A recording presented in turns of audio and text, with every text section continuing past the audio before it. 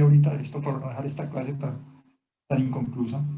Pero quiero hablar de un tema que es fundamental, mis hijos, fundamental, que es gasto cardíaco y retorno venoso. Vamos a hablar de gasto cardíaco y ustedes han oído hablar muchas veces de ese término. Gasto cardíaco. Entonces, ¿qué es el gasto cardíaco? Va de la mano con lo que acabamos de ver. Entonces me voy a aprovechar de lo que acabamos de ver. Entonces, de ese ciclo cardíaco de sístole y diástole.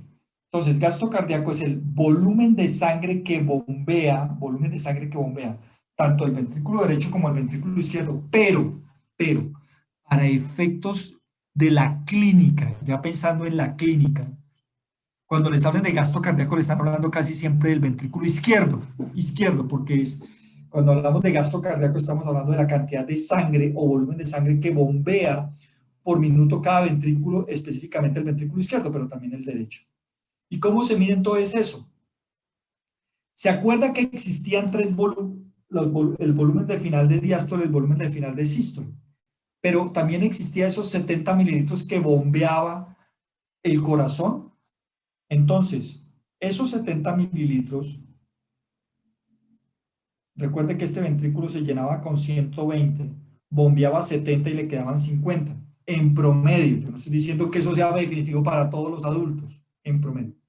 Y decíamos que cuando estaba llenito el 120 se llamaba volumen del final de diástole o volumen telediastólico. Que lo que quedaba después de bombear los 70, a esos 50 se le llamaba volumen del final de sístole. Pero a estos 70 se le llama volumen sistólico. O sea, el poquito de sangre que bombea el corazón cada vez que late, a eso se llama volumen sistólico.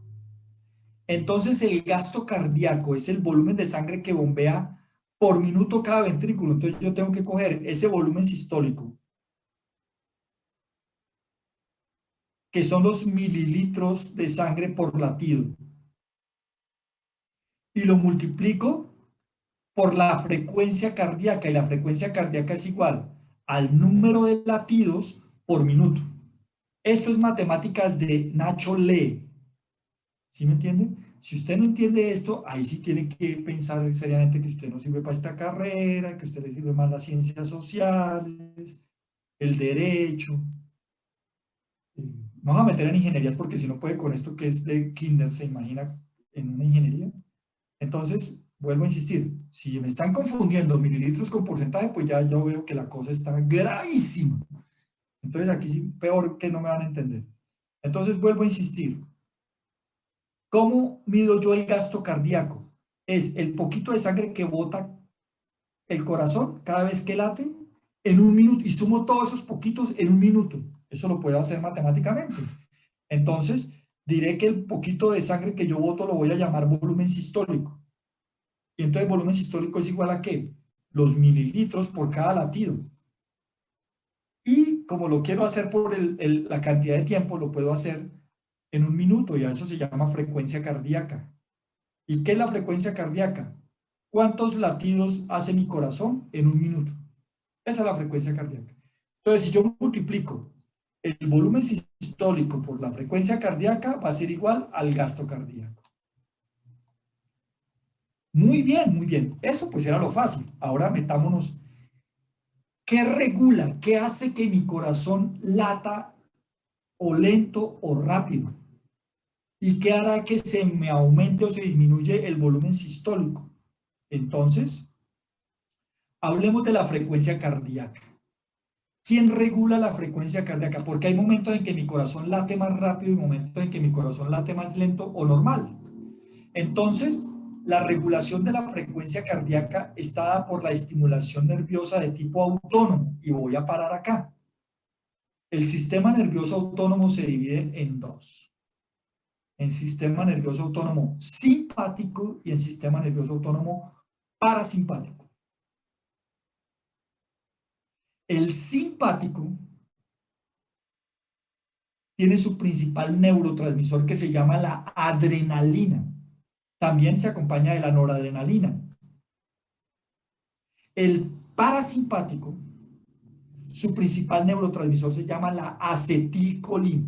Ya la vimos cuando vimos músculo.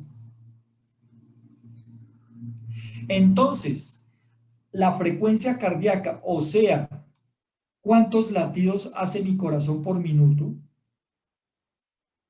está determinada o está regulada por ese sistema autónomo, tanto el simpático como el parasimpático.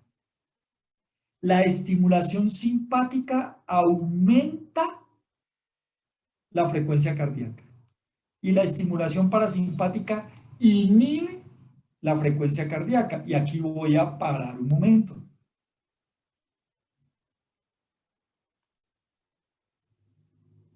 Y voy a preguntar. Les voy a preguntar a todos de manera general, pues, para no irnos mucho. Para no irnos mucho, ¿cierto? Entonces pregunto. Voy a hacer un ejemplo. Van dos personas por la calle y de pronto aparece un atracado. Saca un cuchillo y los amenaza con que los va a matar si no les entregan el celular.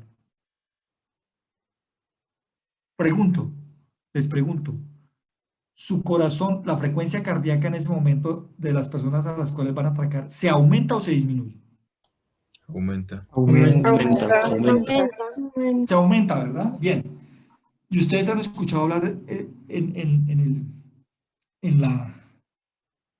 la televisión que hablan? A mí me da mucha risa de oírlo hablar, rara vez veo yo esas vainas, pero cuando veo por ahí noticieros. Y cuando la parte que más detesto es esa parte de los cantantes y de esas vainas, de las estupideces, de los que no han, escasamente son bachilleres y cantan cualquier babosada y son multimillonarios y uno que se jode toda la vida sigue estando igual de pobre. Pero es este mundo así y no podemos, ni ustedes ni yo podemos solucionar nada, ¿cierto?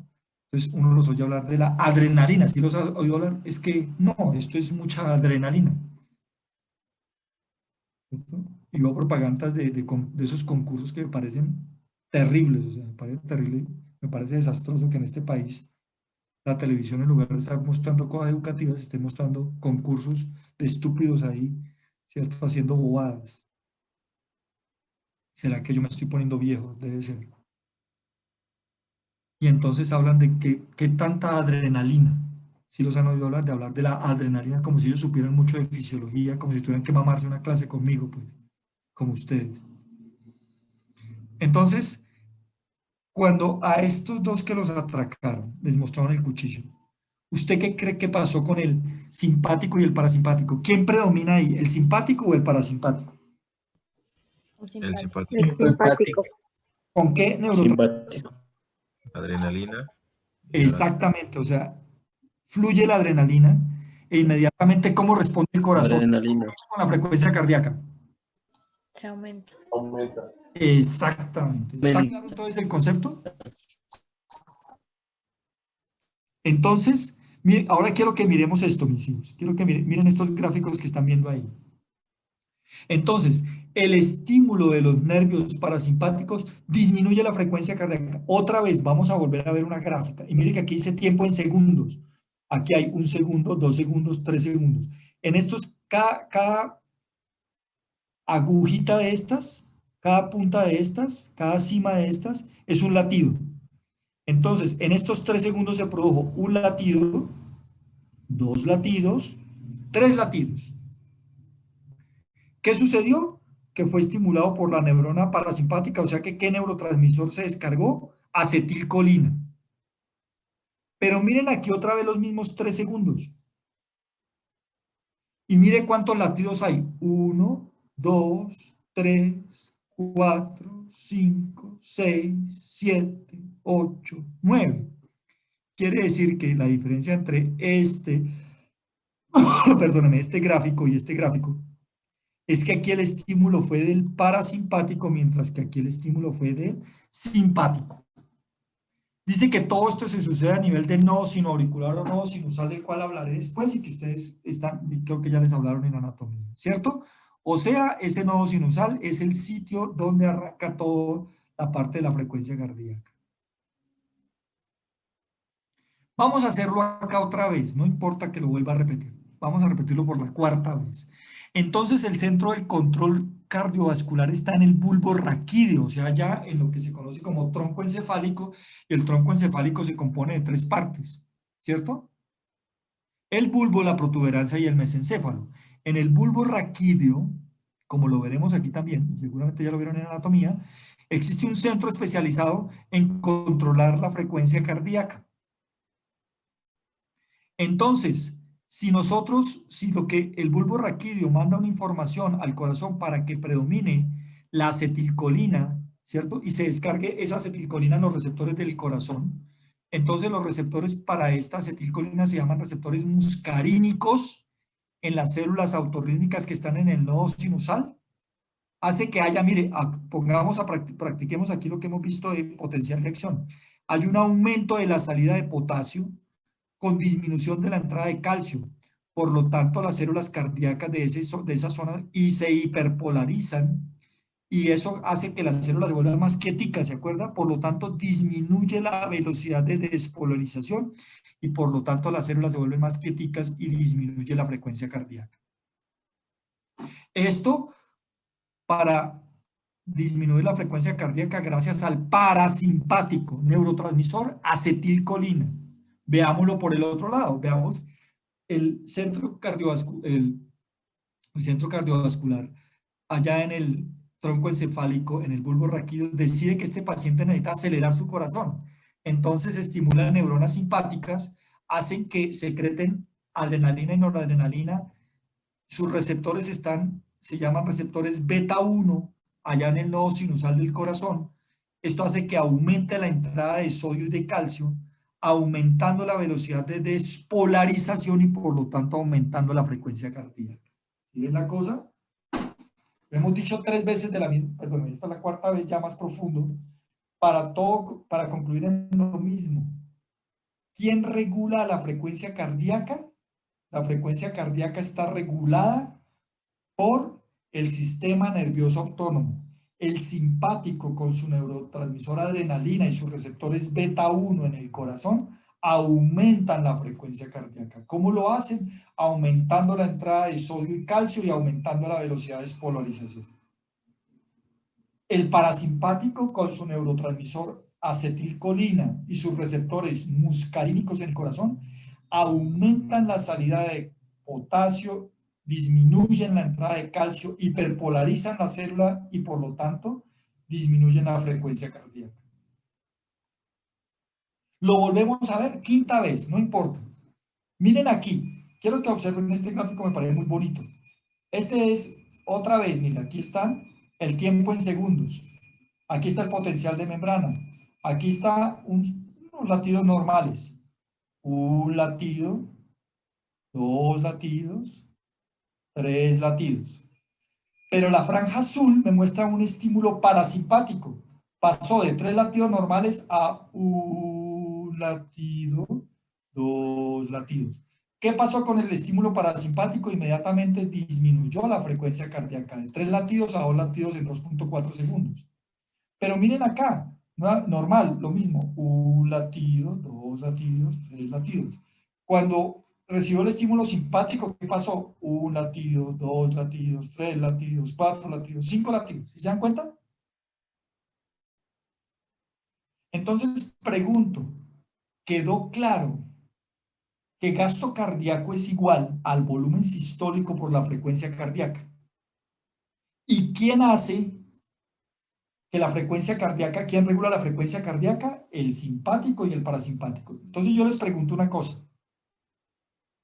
A este paciente que lo iban a atracar y que le sacaron el cuchillo, ¿qué pasó con su gasto cardíaco? ¿Aumentó o disminuyó? Aumentó. Inmediatamente aumentó. ¿Estamos de acuerdo todos allá? ¿Por qué aumentó? Porque gasto cardíaco es igual a frecuencia cardíaca por volumen sistólico. Si se aumenta la frecuencia cardíaca, se aumenta el gasto cardíaco. ¿Estamos todos ahí? ¿O ya se fueron todos y creo que hay 2 o 3 personas nomás que me están poniendo cuidado? Sí, doctor, sí se entiende. Doctor. Sí, ¿Listos? doctor. Bien. Pero bien, ya supimos, ya sabemos quién regula a la frecuencia cardíaca, ¿sí o para qué? Pero me falta el volumen sistólico.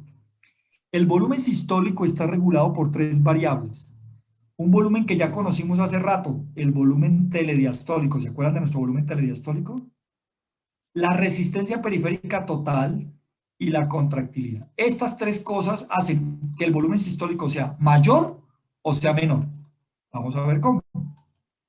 Entonces, vamos a coger un hito por un hito, despacito, despacito. Vamos a coger uno, después este y después este, ¿vale? Un hito por un hito.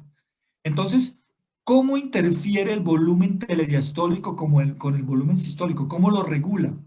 Primero que todo, recordemos a qué es igual el volumen telediastólico. Es la cantidad de sangre que existe en los ventrículos inmediatamente antes de que empiece su contracción, o sea, cuando finaliza la diástole, cuando está llenito de sangre.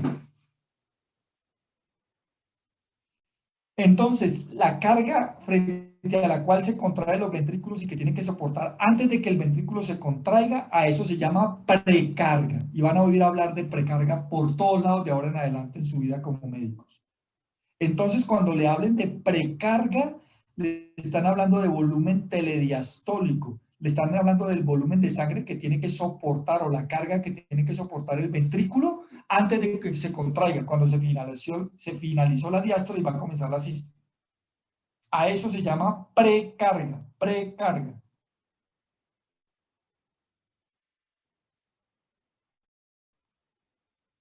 Listo. Entonces, yo les pregunto, si hay más volumen telediastólico, ¿habrá más volumen sistólico o menos volumen sistólico? ¿Ustedes qué creen? Mayor volumen sistólico. Claro, entre más lleno esté el ventrículo, pues mayor va a ser la cantidad de sangre que tiene disponible para poder bombear, ¿sí o no? Quiere decir entonces que el volumen telediastólico tiene una relación directamente proporcional al volumen sistólico.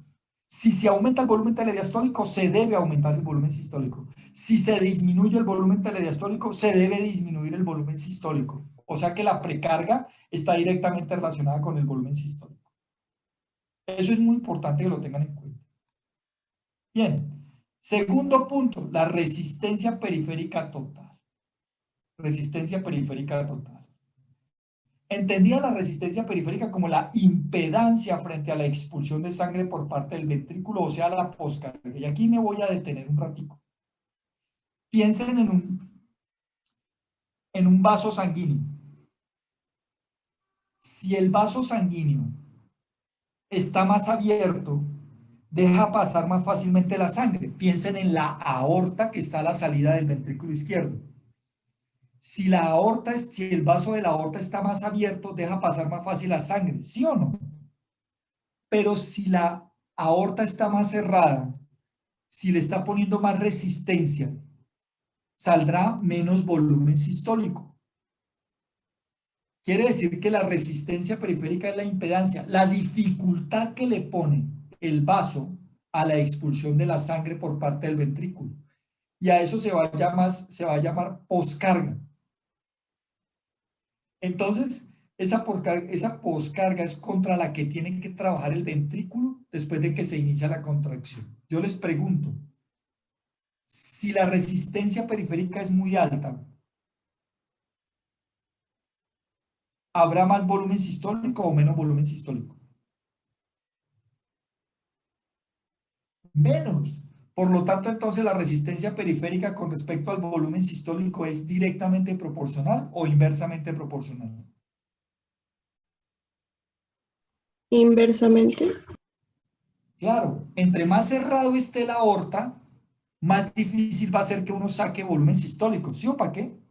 Entonces, si a un paciente se le aumenta la poscarga, ¿qué pasa con su gasto cardíaco? ¿Se aumenta o se disminuye? ¿Se disminuye? Claro que se disminuye. Claro, porque es inversamente proporcional. Ojo, mis hijos, que yo no les voy a preguntar en el parcial, defíname poscarga, porque yo no se lo voy a preguntar. Les voy a poner pacientes con alteraciones, a ver ustedes qué son capaces de hacer, a ver si son capaces de aplicar lo que estamos viendo. Por eso tienen que estudiar muchísimo, mis hijos, pero muchísimo, muchísimo, muchísimo. ¿no? Dice que la disminución del volumen sistólico por aumento de la resistencia periférica dura pocos latidos en un paciente normal y se compensa mediante un latido intenso. Quiere decir que no va a durar mucho tiempo. Entonces, veámoslo aquí. Yo no he hablado de la contractilidad todavía, pero se lo voy a ir adelantando. Entonces, ¿cuáles son los tres factores que afectan el volumen sistólico? El volumen telediastólico, la contractilidad y la resistencia periférica. ¿Qué relación tiene el volumen telediastólico con el volumen sistólico? Directamente proporcional. Entre más volumen telediastólico, seguramente más volumen sistólico habrá. ¿Qué relación existe entre la resistencia periférica y el volumen sistólico? Inversamente proporcional. Cuanto mayor es la resistencia periférica, menor es el volumen sistólico. Es lo mismo que ya he dicho. Es para repetirlo una y otra vez. Y contractilidad. Hablemos de la contractilidad. Bueno. Aquí viene una cosa muy interesante. Simplemente esta expresión la van a ver utilizada muchas veces en los ecocardiogramas y en los informes que dan los cardiólogos y los hemodinamistas. Entonces, volumen telediastólico dijimos que era 120, ¿se acuerdan? Entre 130 y 120. Volumen, mililitros, no me confundan con porcentaje. El volumen de expulsión dijimos que era entre 70 y 80, habíamos dicho que era 70, ¿se acuerdan? Quiere decir que si el ventrículo llenito tiene 120, pero no expulsa sino 70, ¿a qué porcentaje corresponde el 70 de 120? A eso se llama fracción de expulsión y es más o menos el 60%. ¿Qué quiere decir en otras palabras? Que nunca la fracción de expulsión, o sea, el porcentaje de expulsión del ventrículo va a ser del 100%, sino que en promedio va a ser del 60%. Entonces, cuando usted lea en un ecocardiograma uniforme, le dicen la fracción de expulsión del paciente es del 30%. ¿Ustedes cómo lo interpretan? Si le dicen que la fracción de expulsión de ese paciente es del 30%. Ustedes dicen, ¿está buena? ¿Está botando buena cantidad de volumen sistólico? ¿Está mala? ¿Qué opinan ustedes? Está botando la mitad de la que debería. Exactamente. Imagínate un corazón que esté bombeando la mitad de lo que debería. Entonces el paciente inmediatamente interpreta que está entrando en una insuficiencia cardíaca. ¿Sí ve cómo es la medicina, mis hijos? ¿Sí ve para qué sirven estas clases? Para que usted pueda interpretar lo que después le van a enseñar allá en clínica. Si no, usted después va a quedar allá sin saber qué es lo que le están diciendo. Exacto, muy bien ese análisis que se hizo rápidamente ahí. Muy bien. Entonces, cuando hablamos de contractilidad,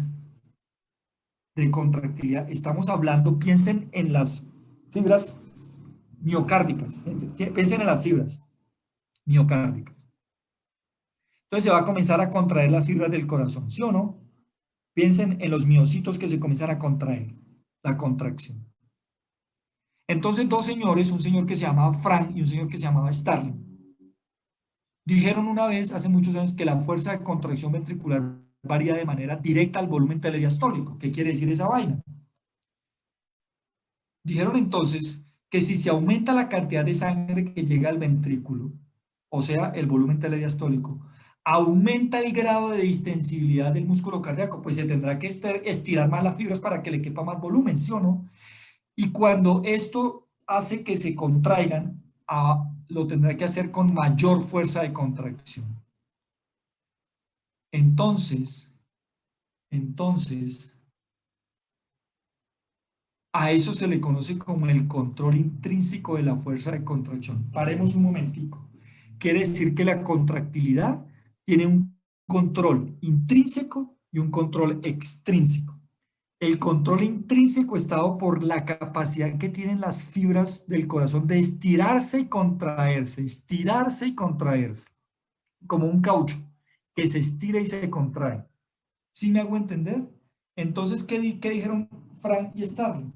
Dijeron una cosa muy sencilla y una cosa muy lógica, una cosa muy bacana. Aquí tengo mi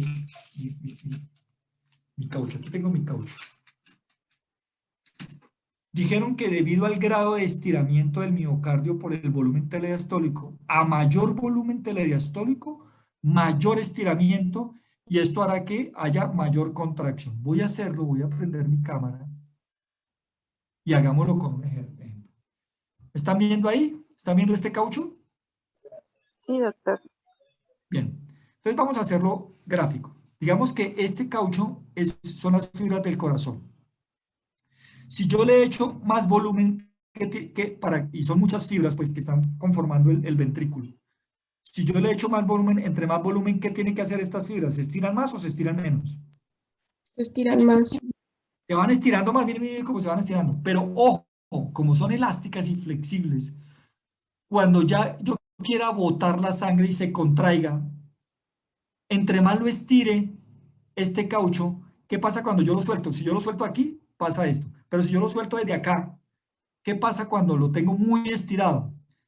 Cuando Mm, se contrae con más fuerza o con menos fuerza. con más fuerza. Con más fuerza. Pues eso fue lo que dijeron Frank y Starling. Chimbo eso, ¿sí o no? Pero eso les valió un premio Nobel. Imagínate. Eso les valió un premio Nobel de medicina. Dijeron esto, mira. Entre más estire, entre más volumen telediastólico, más estiramiento. Entre más estiramiento, la contracción se hace con mayor fuerza. Eso es lo que hace que sus corazones todos los días hagan lo mismo, todos los días hagan lo mismo, todos los días hagan lo mismo. Pero acuérdense que estos cauchos, cuando uno los estira, los encoge, los estira, los encoge, ¿qué les termina pasando a estos cauchos? ¿Van cediendo? Señor, van cediendo y se van volviendo, van quedando como estirados, ¿sí o no? ¿Y qué pasa? ¿Uno los puede seguir utilizando igual? Van perdiendo ese grado de contractilidad. Esto lo dijeron los físicos, es más de física que de fisiología. Pues eso mismo le pasa a las fibras miocárdicas con el paso de los años. Y por eso el paciente llega un momento en que ya el corazón ya no se puede contraer y pierde ese poder de botar la sangre. Y a eso es lo que se llama insuficiencia cardíaca. Y eso después lo verán en patología. ¿Vale? Entonces, ese control es, ¿por qué se llama? Perdónenme. ¿Por qué a esto se le llama control intrínseco? Porque es propio de la fibra miocárdica. Entonces, la ley de Frank Starling lo que dice es que a mayor volumen telediastólico, mayor se tienen que estirar las fibras del miocardio y habrá contracción con mayor fuerza. Eso es lo que dijeron Frank Starling y ese es el control intrínseco. Y el control extrínseco, yo les pregunto otra vez. Les pregunto otra vez. Cuando ustedes están asustados, por ejemplo, no sé si alguno, ojalá nunca les haya pasado, pero de pronto si lo van a atracar como el caso que estábamos mostrando. Además de aumentarse la frecuencia cardíaca, ¿usted cree que el corazón le late con más fuerza o con menos fuerza a esos pacientes, a esos señores en ese momento? Con más Con fuerza. fuerza. Sí, ustedes han oído hablar que la gente dice, siento que se me va a salir el corazón. ¿Sí? ¿Qué se le va a salir? Sí. Se le va a salir por el hígado, ¿verdad? ¿Por dónde le va a salir el corazón? ¿Qué es? Por la boca, seguramente. Pero en fin, es una manera de decir las cosas, ¿verdad? En ese momento, por lo tanto, y con lo que hemos dicho, entonces el control extrínseco de la contractilidad está directamente relacionada con el simpático o con el parasimpático. Con el simpático. Exactamente. Entonces, cuando hablamos de control extrínseco es la contractilidad, la fuerza de contracción para una longitud dada de las fibras cardíacas que ya lo dijimos y depende del sistema simpático. Entonces, la contractilidad tiene dos controles, uno intrínseco, ley de Frank Starling, y uno extrínseco, dependiendo del simpático. Al efecto simpático de la contractilidad miocárdica se le llama efecto inotrópico, no lo vayan a olvidar, inotrópico. Si se aumenta la contractilidad por el simpático se llamará efecto inotrópico positivo. Si se disminuye se llamará efecto inotrópico negativo. Dos nuevas palabras para su léxico, inotropismo y cronotropismo. ¿Y cronotropismo qué es? Lo que ya vimos, frecuencia cardíaca. Frecuencia cardíaca. Frecuencia cardíaca. Pero hagamos esto, miren este cuadro, miren este cuadro. Hagamos este ejemplito, ya. Voy a hablar de este cuadrito, ya no los molesto más porque ya están muy cansados. Miren, aquí está la adrenalina y la noradrenalina que se unen a los receptores beta 1, esto es simpático. ¿Activan a qué? Los sistemas de segundo mensajero de la AMP cíclico pueden producir fosforilación con canales de calcio dependientes de voltaje, aumento del tiempo de apertura, aumento de la entrada de calcio al líquido extracelular, eso hará que se aumenten los depósitos de calcio en el retículo endoplásmico, aumento de liberación de calcio y contracción más fuerza. Pero por este lado también el calcio puede haber otros efectos. Con aumento del calcio, ATPasa del retículo sarcoplásmico, cuando ya no lo necesitamos más, el calcio se retira al citosol más rápidamente, acorta el tiempo con la calcio con troponina y la contracción de menor duración. Esto es simplemente para decirle que la contracción más fuerte también se hace más rápida y más fuerte. Estos son los eventos bioquímicos. Resumen. Hagamos resumen. Gasto cardíaco es igual a ¿qué? Frecuencia cardíaca por volumen sistólico. ¿Quién regula la frecuencia cardíaca? El simpático y el parasimpático. Siempre que ustedes vean líneas separadas en fisiología es porque es inversamente proporcional. Quiere decir que el parasimpático es inversamente proporcional a la frecuencia cardíaca. Cuando está influido, baja la frecuencia cardíaca. Como la línea aquí es recta y continua, es directamente proporcional. El simpático aumenta la frecuencia cardíaca. El volumen sistólico tiene 3 controles: por la contractilidad, por la resistencia periférica y por el volumen telediastólico o volumen de final de diástole. Mírenlos aquí los 3. ¿Sí? ¿Estamos de acuerdo? ¿Cómo es la relación del volumen sistólico con la resistencia periférica? Miren la línea como está, separada, o sea, es inversamente proporcional. Cuando hablamos de resistencia periférica en el volumen, en el gasto cardíaco, estamos hablando de poscarga. Cuando hablamos de volumen de final de diástole, en el volumen sistólico estamos hablando de precarga, directamente proporcional. Y la contractilidad tiene un control extrínseco por el simpático, miren acá, y un control intrínseco por la ley de Frank-Starling. Ambos son directamente proporcionales. Miren, aquí está el resumen de lo que acabo de decir. Miren, sencillito, facilito. Otra vez, volvámoslo a hacer. Volumen minuto o gasto cardíaco es igual a la frecuencia cardíaca por el volumen sistólico. Frecuencia cardíaca está determinada por la velocidad de despolarización de las células autorrítmicas, disminuyen por el parasimpático, aumentan por el simpático.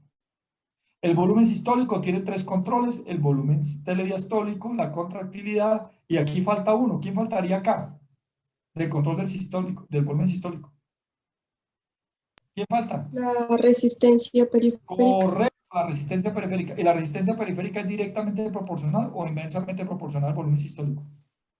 Inversamente proporcional. Correcto. ¿Y la contractilidad y el volumen telediastólico? Directamente proporcional. Muy bien. Y la contractilidad tiene 2 controles: por el simpático, que es extrínseco, y por la ley de Frank-Starling, que es intrínseco. ¿Bien? Bien, dejemos hasta aquí por hoy. No me falta sino retorno de nosotros. Esta clase es una cosa muy chiquita que la veremos en la próxima clase. ¿Preguntas?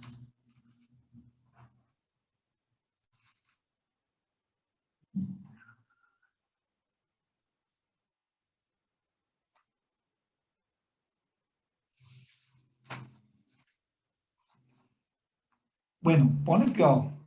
Lo que pasa es que ellos tienen corazones, por lo regular tienen corazones más grandes, que hacen que su volumen sistólico, no es que el gasto cardíaco sea menor, ¿no? Sino que ellos pueden manejar frecuencias cardíacas menores con volúmenes sistólicos mayores que los nuestros. Con volúmenes sistólicos mayores. Entonces, eso se debe a que, entonces, la pregunta es, ¿los atletas se hacen o nacen? Entonces, la respuesta es las 2 cosas, dependiendo de lo que usted requiera.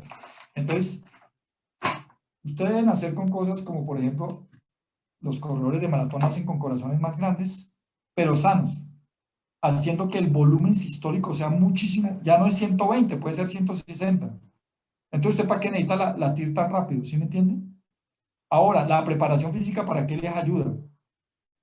Para que el paso de la frecuencia cardíaca de estado de reposo a estado de ejercicio intenso sea controlable y pueda manejar volúmenes mucho mayores sin necesidad de esforzarse más.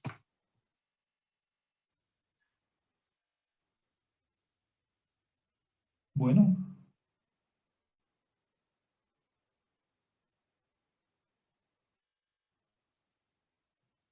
Muy bien. Si no hay más preguntas, entonces nos veremos dentro. Doctor, ¿Listos? doctor. ¿Sí?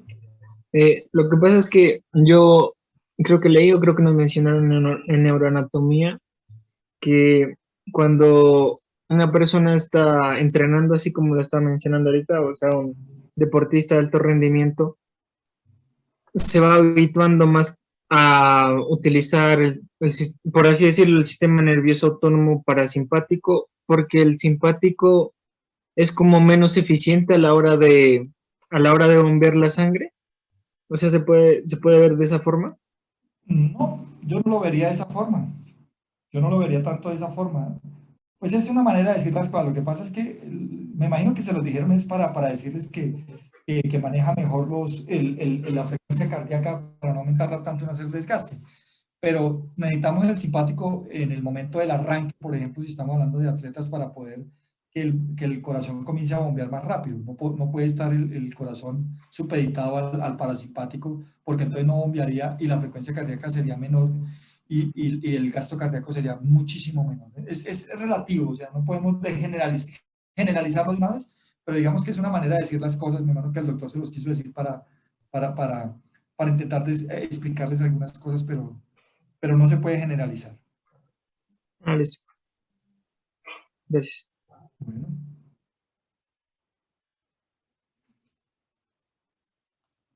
Listos, muy bien. Entonces, muchas gracias a todos. Nos veremos dentro de 8 días. Muy amables. Hasta luego, doctor. Gracias, Luego. doctor. Hasta luego, Gracias, doctor. doctor. Gracias.